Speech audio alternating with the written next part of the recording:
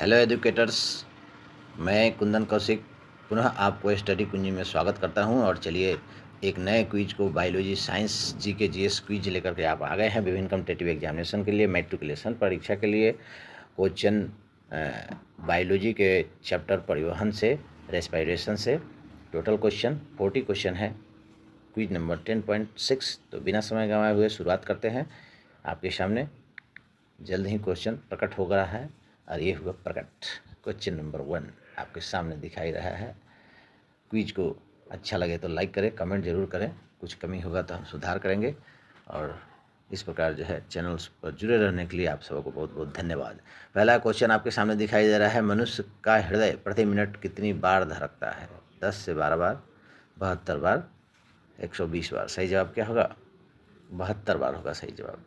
चलिए question number 2 आपके सामने है, रुधिर का तरल माध्यम क्या है? एंजाइम, कोशिका द्रव, प्लाज्मा। सही जवाब क्या होगा?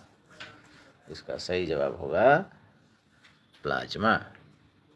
नेक्स्ट क्वेश्चन आपके सामने दिखाई दे रहा है, फेफड़ों में शुद्ध होने के बाद रक्त हृदय के किस कोष्ठ में पहुंचता है, लौटता है? सही जवाब क्या होगा? बायां आलिंद, दायां आलिंद, बायां आलिंद, बायां निलय। आलिंद को ऑर्डिकल, निलय को वेंट्रिकल कहा जाता है। बायां। सही जवाब क्या होगा? सही जवाब होगा इसका बायां आलिंद।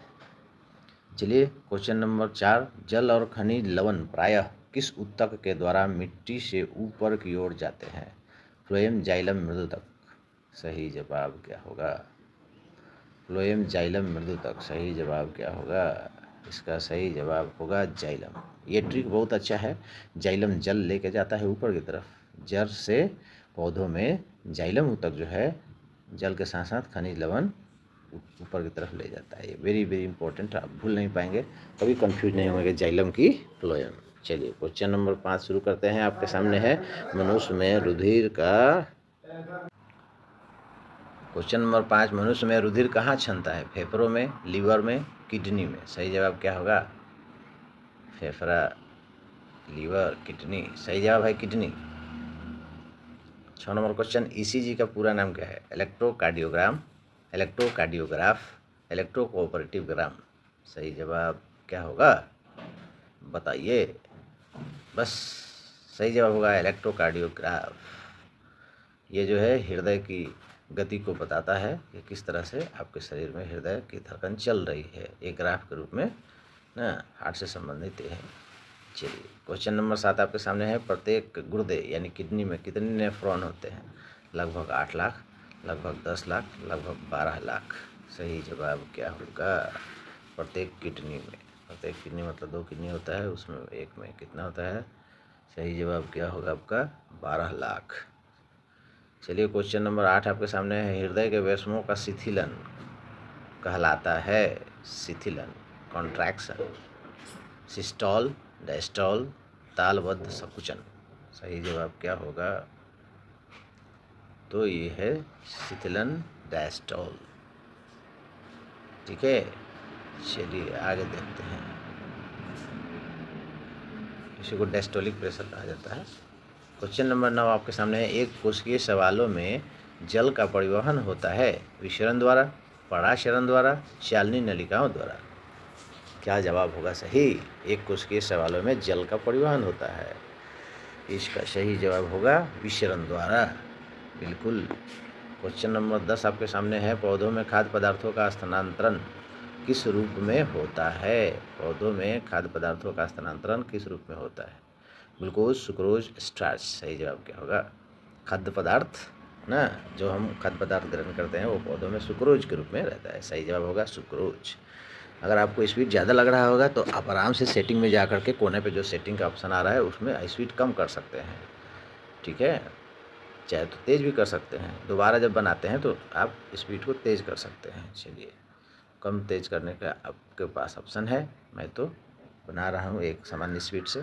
चलिए क्वेश्चन नंबर 11, शुद्ध या ऑक्सीजनेटेड रक्त को हृदय से शरीर के विभिन्न भागों में ले जाने वाली रक्त वाहिनियाँ कहलाती हैं? शिराएँ, धमनियाँ, आलिंद या निलय। सही जवाब क्या होगा?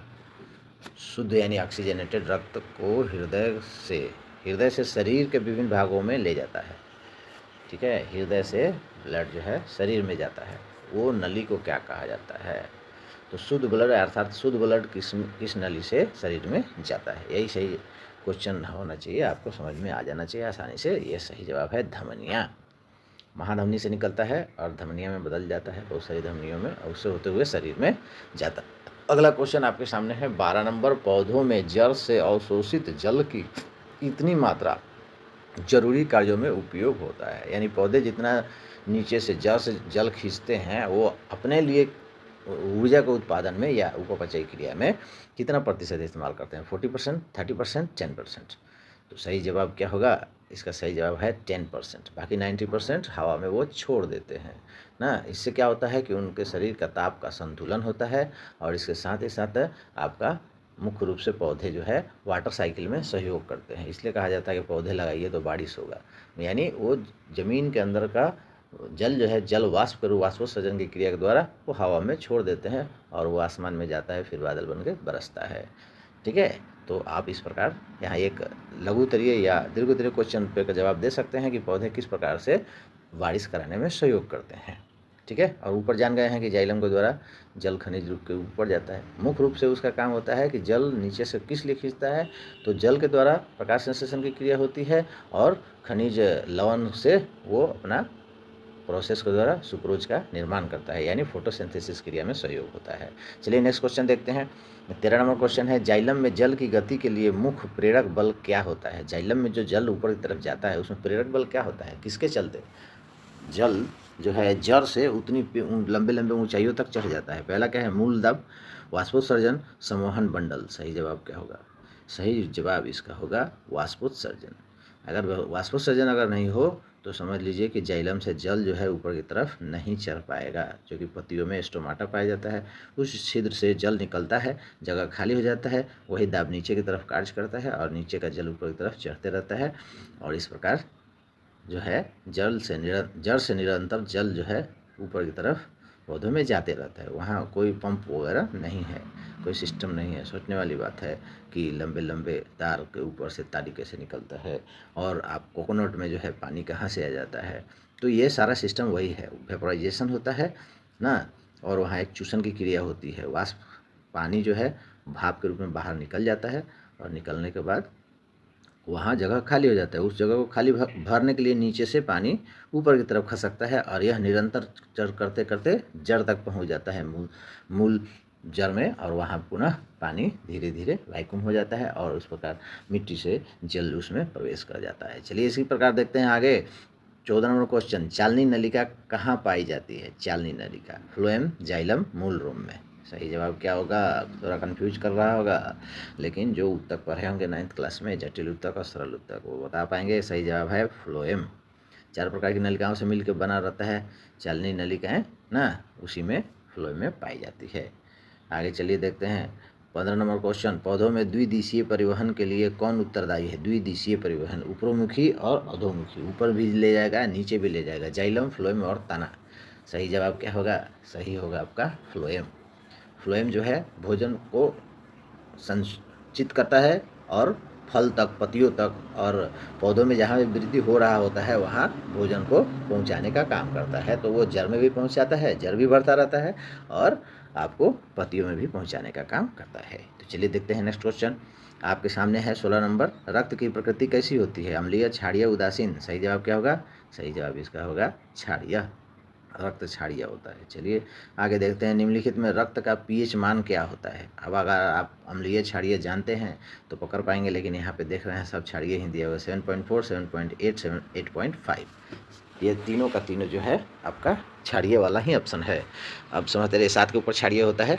आप लोगों को केमिस्ट्री वाला वीडियो में क्विज में बताया गया होगा, और इस प्रकार साइंस का एक एक क्वेश्चन चुन चुन करके सभी डाले जाएंगे, 9th 10th से इम्पोर्टेंट क्वेश्चन। हालांकि आपको 6 से लेकर NCERT के 6 से लेकर 12 तक का question A to Z complete तैयारी के लिए आप यहाँ जुड़े रहेंगे। PDF अगर चाहिए तो आप हमारे 85 21 22 12 10 व्हाट्सएप नंबर पे हाई लिख के भेज सकते हैं। चलिए देखते हैं, तो इसका सही जवाब होगा 7.4। क्वेश्चन नंबर 18 है, आयतन के हिसाब से प्लाज्मा रक्त का कितना प्रतिशत होता है? ठीक है। प्लाज्मा सीरम और रक्त जो ठोस होता है वो दोनों मिल करके ब्लड का निर्माण करता है, रक्त यानी ब्लड ना, इसी को रुधिर भी कहा जाता है रक्त को। तो प्लाज्मा के बारे में बताना है जिसमें वो घुला हुआ रहता है। सही जवाब क्या होगा? 45%, 55%, 90%। सही जवाब चुन करके बताइए फटाफट जी, बहुत आसान है, 55% सही जवाब है। रक्त के प्लाज्मा में कितना प्रतिशत जल होता है? 90%, 75%, 45%। सही जवाब क्या होगा? कोई समस्या आ रही तो कमेंट जरूर करें, लाइक ये करने में क्या जाता है आपका। इसका सही जवाब होगा वो प्लाज्मा जो रहता है 55%, उसमें कितना परसेंट जल होता है? उसमें 90% जल होता है। बाकी प्लाज्मा सीरम और प्रोटीन, प्लाज्मा प्रोटीन पाए जाते हैं। चलिए देखते हैं 20, इनमें कौन सा प्लाज्मा प्रोटीन रक्त को थक्का बनाने में सहायक है? हिपैरिन, प्रोथ्रोम्बिन, फाइब्रोनोजिन, उपरोक्त सभी। तो यहाँ 4 ऑप्शन दिखाई दे रहा है, निश्चित रूप से आप समझ गए होंगे। इसका सही जवाब है उपरोक्त सभी। मुख्य रूप से हिपैरिन है, लेकिन ये तीनों जो है प्लाज्मा में रक्त जमाने का काम करते हैं। प्लाज्मा प्रोटीन है, हीमोग्लोबिन भी एक प्लाज्मा प्रोटीन है।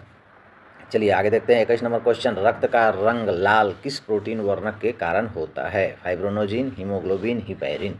तो ये तो बहुत फेमस क्वेश्चन है, बहुत सारी कॉम्पिटिटिव एग्जामिनेशन में और आपके स्कूल वाले एग्जामिनेशन में भी पूछा जाता है। तो सही जवाब है हीमोग्लोबिन, बिल्कुल सही जवाब आप लोगों ने बताया। आयतन के हिसाब से रक्त कोशिकाएं कुल रक्त के हिसाब के कितना प्रतिशत भाग है? 45%, 55%, 10%। सही जवाब क्या है?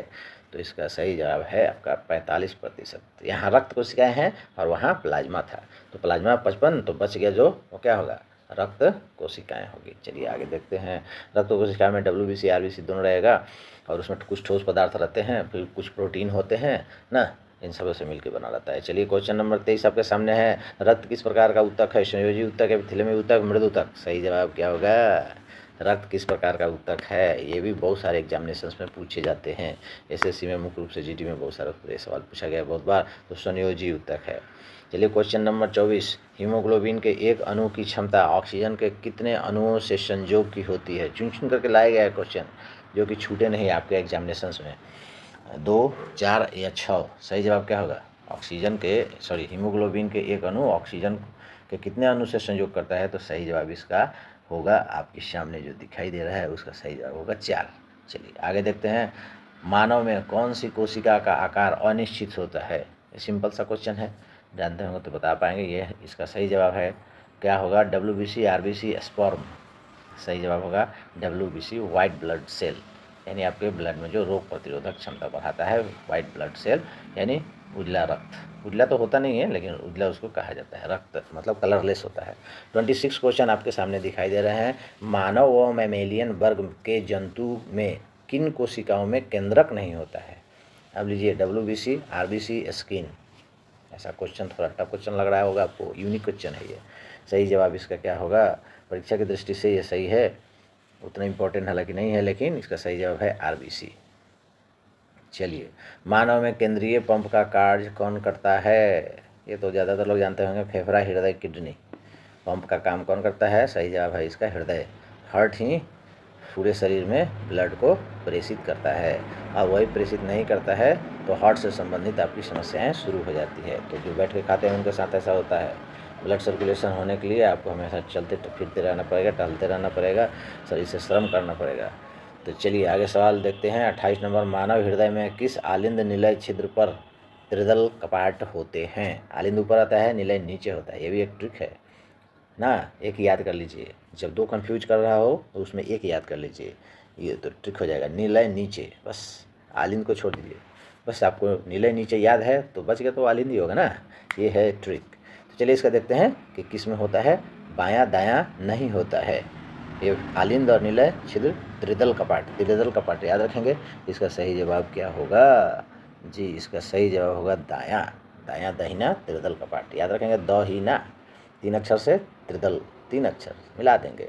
अब बायां तो बायां ही होता है, उसको दाहिना हम तो बाहिना कह नहीं सकते, तो वो 3 अक्षर में 3 अक्षर बना सकते हैं, दाहिना त्रिदल याद रहेगा। और बाएं में होता है द्विदल होता है, वो क्वेश्चन अब नहीं पूछा जाएगा। जब त्रिदल पूछ दिया गया तो बच गया, वो द्विदल हो गया। तो आप एक क्वेश्चन याद कर लिए, इससे 2 क्वेश्चन निकल रहा है, और इस प्रकार ये आपके लिए फ़ायदेमंद है। चलिए देखते हैं नेक्स्ट, रक्त को हृदय से फेफड़ों में कौन सी नली ले जाती है?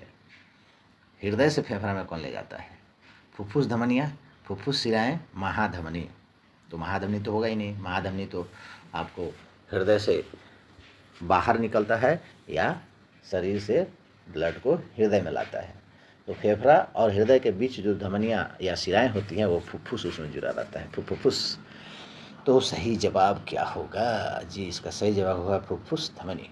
ये फूफा जी हैं, उनका सीधा सीधा रिलेशन है। यहाँ भी एक ट्रिक है और यह सिर्फ क्विज नहीं है, ट्रिक का खजाना है और आप कुछ अलग फील करेंगे और ट्रिक की अपेक्षा। सिर्फ यहाँ क्वेश्चन और आंसर नहीं बताया जा रहा है, डील भी साथ में हो।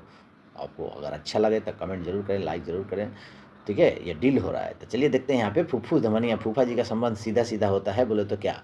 फूफा जी का संबंध सीधा सीधा होता है तो बोले तो क्या? बोले तो क्या कि फुफ्फुस धमनी में धमनी 3 अक्षर का, असीरा 2 अक्षर का, यहाँ या हटा दीजिए, तो शुद्ध 2 अक्षर का और अशुद्ध 3 अक्षर का, यानी फुफ्फुस धमनी से अशुद्ध ब्लड जाता है और फुफ्फुस शिरा से शुद्ध ब्लड जाता है। यहाँ क्वेश्चन हालांकि शुद्ध अशुद्ध की बात नहीं है, लेकिन यहाँ से हृदय से अशुद्ध ब्लड ही पहले फेफड़ा में जाता है तो धमनी के द्वारा जाएगा, 3 अक्षर अशुद्ध ब्लड जाएगा। इसको बार बार सुनिए इतना दूर का, और तब क्लियर होगा आपको कि अशुद्ध ब्लड फुफ्फुस का, फूफा जी का संबंध सीधा सीधा, यानी 3 अक्षर में 3 अक्षर, 3 अक्षर मतलब धमनी 3 अक्षर का, अशुद्ध भी 3 अक्षर का। तो धमनी में फूफा, फुफ्फुस धमनी में अशुद्ध ब्लड, सीधा सीधा सही जवाब होगा। यानी 3 को 3 से मिला दीजिए। ये ट्रिक ऐसा है कि आप भूल नहीं पाएंगे। तो फुफ्फुस धमनी में शुद्ध कि अशुद्ध अगर आपसे पूछा जाता है आप कन्फ्यूज हो जाएंगे, और इस प्रकार सीधा सीधा रिलेशन याद रहेगा, फटाक से मिला देंगे। कौन है? फुफ्फुस धमनी है तो धमनी 3 अक्षर का, तो इसका मतलब अशुद्ध, वो भी 3 अक्षर का, तो अशुद्ध ब्लड जाएगा। क्लियर? इस प्रकार आप अपना ट्रिक भी बना सकते हैं। है 30 नंबर, शरीर के सभी भागों से अशुद्ध रक्त हृदय में किस नली द्वारा लाई जाती है? ध्यान से सुनिए, शरीर के सभी भागों से अशुद्ध रक्त हृदय में किस नली द्वारा लाई जाती है? क्लियर? शरीर से हृदय में जाता है महाशिरा, महाधमनी, फुफ्फुस शिरा। तो फुफ्फुस शिरा तो अभी बताएं कि हृदय और फेफड़ा के बीच होता है, तो ये होगा ही नहीं। अब महाशिरा और महाधमनी, अब इसमें भी कन्फ्यूजन हो सकता है, इसमें भी आपको ट्रिक हम दे सकते हैं। तो चलिए देखते हैं इसका सही जवाब क्या होगा पहले। तो इसका सही जवाब पहले हम बता देते हैं आपको, महाशिरा। ठीक है, अब यहाँ से महा हटा दीजिए, दोनों में महा लगा हुआ है। शिरा और धमनी, किसमें शुद्ध ब्लड किसमें अशुद्ध ब्लड, तो यहाँ फूफा जी नहीं जुड़े हुए हैं, इसलिए इसमें उल्टा हो जाता है। 2 अक्षर का 3 अक्षर, 3 अक्षर का 2 अक्षर। 3 अक्षर का 2 अक्षर नहीं समझ में आ रहा है? चलिए आपको समझाने का, यहाँ हम समझाने का प्रयास करते हैं। यहाँ लिखते हैं आपका शुद्ध, आया हो गया अशुद्ध। ठीक है, तो अशुद्ध जो है इधर रहता है और शुद्ध इधर रहता है। ठीक है, यानी अशुद्ध ब्लड शिरा में और शुद्ध ब्लड धमनी में, उल्टा होता है। तो याद रखिएगा। और फुफ्फुस शिरा में क्या होता है? फुफ्फुस शिरा में क्या होता है कि इसमें शुद्ध ब्लड होता है ना। तो यह फुफ्फुस मतलब ये फूफा जी मान के चलिए, फूफा जी। तो फूफा जी का संबंध क्या होता है? सीधा सीधा, यानी यह 2 अक्षर का है तो यह भी 2 अक्षर का है, तो ये सीधा सीधा संबंध। और यहाँ आने के बाद क्या होता है? इसमें फूफा जी नहीं लगे हुए हैं ये दोनों में, तो ये उल्टा हो जाता है।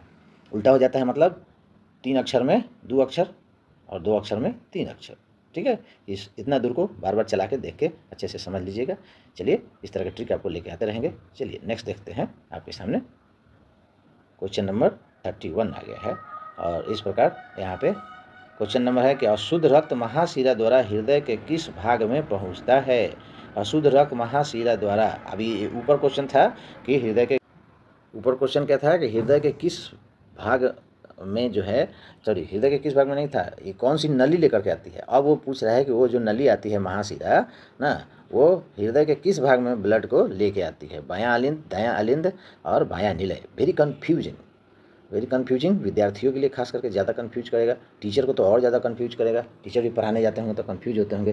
तो अगर एजुकेटर्स आप भी जुड़े हुए हैं मेरे चैनल से निश्चित रूप से, तो आप इस ट्रिक को अपना सकते हैं। इसमें दायां अलिंद है ना, तो दायां अलिंद, यानी या यह याद रखेंगे कि हृदय में अलिंद में ही आता है कुछ भी, निलय में कुछ भी आता जाता है लेकिन आता नहीं है। ठीक है, और निलय से ही धकेला जाता है ब्लड को, चाहे वो ब्लड शरीर में जाए या फेफड़े में जाए। चलिए आगे देखते हैं क्वेश्चन नंबर 32। 8 क्वेश्चन और बचे हुए हैं। फेफड़ों में शुद्ध रक्त किस नली द्वारा हृदय में पहुंचता है? 40 क्वेश्चन है आपके सामने। फेफड़ों से शुद्ध रक्त, अब फेफड़ा में ऑक्सीजन ले लेता है ब्लड, तो वह नली से हृदय के किस नली द्वारा हृदय में पहुंचता है? फुफ्फुस शिरा, फुफ्फुस धमनी, महाधमनी। निश्चित रूप से महाधमनी तो होगा नहीं, क्योंकि हृदय और फेफड़ा के बीच की नली होती है फुफ्फुस। अभी आपको बताया उल्टा सीधा, तो आप पकड़ सकते हैं, सीधा सीधा वाला संबंध है। शुद्ध है तो निश्चित रूप से फुफ्फुस सीधा होगा। 2 अक्षर में 2 अक्षर, और क्या है। नेक्स्ट क्वेश्चन देखते हैं। हृदय की धड़कन का तालबद्ध संकुचन एक विशेष प्रकार की तंत्रिका ऊतक के द्वारा होता है, उसे क्या कहते हैं? पेसमेकर, इलेक्ट्रोकार्डियो और पेरिटोनियम। सही जवाब क्या होगा? सही जवाब आपका होगा पेसमेकर ना। हृदय जो है धड़कते रहता है, वो विशेष प्रकार का ऊतक होता है जो हमेशा चलते रहते हैं। चलिए क्वेश्चन नंबर 34 आपके सामने है। मानव में परिवहन तंत्र के घटक कौन कौन से हैं? हृदय, रक्त नलिकाएं, उपरोक्त दोनों। परिवहन तंत्र के घटक मानव में, तो परिवहन के लिए मुख्य रूप से आपका उपरोक्त दोनों होगा, क्योंकि हृदय जो है पंप का काम करता है, और जो पंप करता है वो कहाँ जाता है? वह नलियों में होकर के जाता है। यहाँ एक और चीज़ ऑप्शन छूट गया है, तो आप जो है उसको ऐड कर सकते हैं, याद रख सकते हैं, वो है रक्त। क्योंकि रक्त ही सभी चीज़ को ढोने का काम करता है। हम खाना खाते हैं, कहाँ जाता है? रक्त में जाता है। और जो हम ऑक्सीजन लेते हैं वो कहाँ जाता है? रक्त में ही जाता है। बेकार पदार्थ रक्त से ही छन करके किडनी के द्वारा, मूत्राशय के द्वारा बाहर निकलता है। इस प्रकार परिवहन में रक्त भी भाग लेता है। तो ये घटक में 3 है, प्रमुख 3 घटक हैं, हृदय, रक्त नलिकाएं और रक्त। ठीक है, याद रखेंगे। चलिए आगे देखते हैं क्वेश्चन नंबर 35। कौन सी रक्तवाहिनियों की दीवारें मोटी, कपाटहीन व लचीली होती है? मोटी होती है, कपाटहीन होती है और लचीली भी होती है। कौन सी रक्तवाहिनियाँ? धमनियाँ, शिराएँ, केशिकाएँ। तो केशिकाएँ तो हो गई ना, बहुत पतला होता है। तो सही जवाब इस दोनों में से है। क्या होगा? कन्फ्यूजन। आपको 2 भी ऑप्शन दे दिया जाए तो भी कन्फ्यूज रहेंगे। यहाँ है धमनियाँ। धमनियाँ में जो है क्या होता है? शुद्ध ब्लड होता है। उल्टा बताया गया था ना, यहाँ फूफा जी नहीं है, साथ ही साथ है। इस प्रकार थोड़ा और समय लगेगा। 36 नंबर क्वेश्चन आपके सामने दिखाई दे रहा है। 40 क्वेश्चन है इसमें, और आपको अच्छा लग रहा होगा तो कमेंट जरूर करें, और लाइक करने में क्या जाता है आपका। चलिए देखते हैं, किस रक्त नली में रक्त का दबाव अधिक होता है? धमनी, शिरा, केशिकाएँ।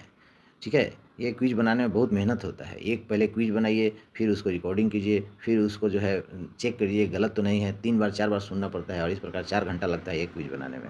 तो आपका लाइक ही हमको आगे बढ़ाने में और उत्साह बढ़ाने, इसको क्विज को बनाने में उत्साहित करेगा। लाइक नहीं कीजिएगा, फिर हमारा मन जो है नेगेटिविटी के शिकार, फिर मैं क्विज बनाना बंद कर दूँगा। इसलिए, और ये फ्री है तो आपको क्या जा रहा है? अगर देख ही ले रहे हैं, 32 आदमी देख ले रहा है, 32 आदमी लाइक नहीं कर रहा है, ये क्यों हो रहा है? हमको समझ में नहीं आ रहा। लाइक नहीं है तो भाई आप चैनल छोड़िए ना। अगर अच्छा लगता है तो रहिए, कोई दिक्कत नहीं है, और लाइक भी कीजिए। चलिए कोई बात नहीं है। कुछ लोग ऐसे भी होते हैं कि फोकट में हम क्यों लाइक करें, है ना? फोकट में तो हम आपको दे रहे हैं।